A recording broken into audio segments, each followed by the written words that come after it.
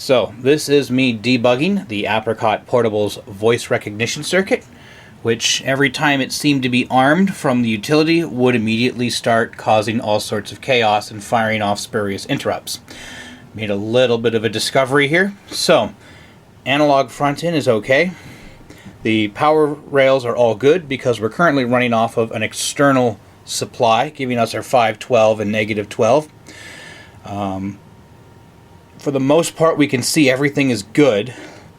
And then I've been asked recently to start poking at this here. So this ribbon cable, it's a plug-in type on this side, and on this side it's crimped and then soldered directly to the board. And I don't know if it was me poking around with that, but I finally noticed something.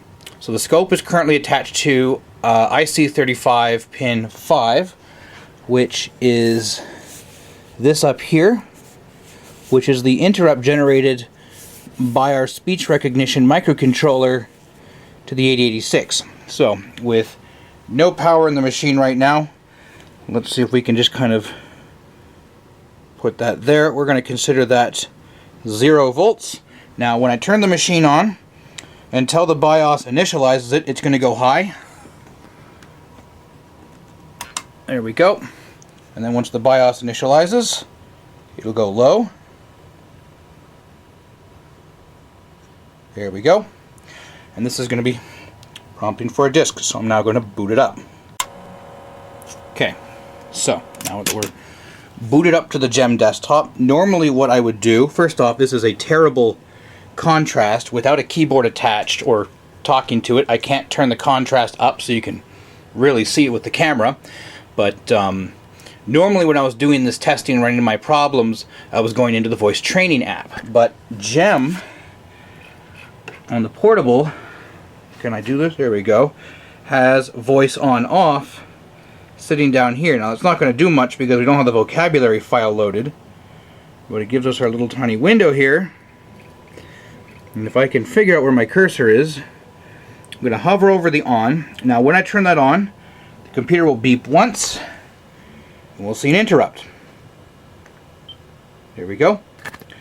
So each one of those little dots indicates an interrupt that's being generated by the microcontroller, and this is now beeping once every second, and the system is currently hung up every single time handling that interrupt.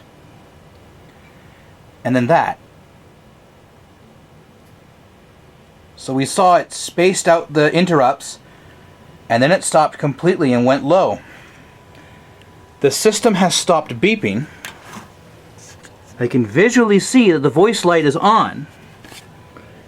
And that is my mouse cursor there. And I mean, it's terrible to see, but it's no longer locking up. And the voice system is on. So technically, if I were to speak into the microphone now and there was a vocabulary file loaded, it should process my commands. So it's working. And yet, like I said, last I was touching was the ribbon cable, and it's not causing anything to freak out now. Like if I tap the microcontroller, tap the various areas around here, because maybe it's just an intermittent connection, nothing. Completely settled down, and it's not crashed, so it's actually working. I can actually go back here and I can go voice on off, and I can turn the voice off again if I wanted to. That stays the same. And if I go back here again, voice on off, and go back over to the on. I really wish I had better contrast on this. Where was it? There we go. If I do the on this time, we heard her beep. Still sitting low. It's not firing off the interrupts. And it hasn't crashed. Now, we're going to leave it on, and I'm going to switch out the system disk for another floppy disk that contains the training application. Okay, so I've put the disk in, I've opened the folder. there's Train.app. Again, let's keep in mind, the voice circuit is currently on. It's currently sitting idle right now. So when I start Train.app, what it's going to do is it's going to initialize or otherwise reset that, which I believe will turn off this voice and turn the voice back on, and then give us the actual application. So I'll do that. Give it a moment.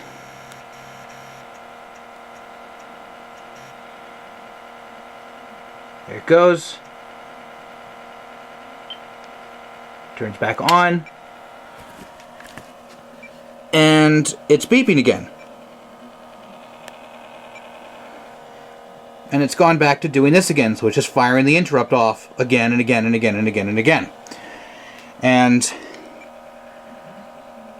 like, it's slowly loading that. God, the contrast is terrible.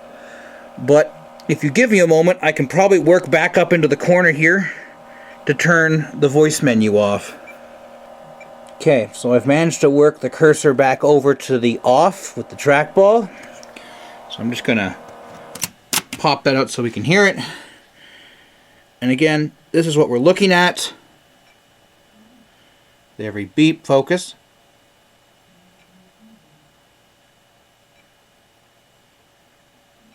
And the moment that I turn it off, now, and it stops. And it's gone quiet. And it's repeatable.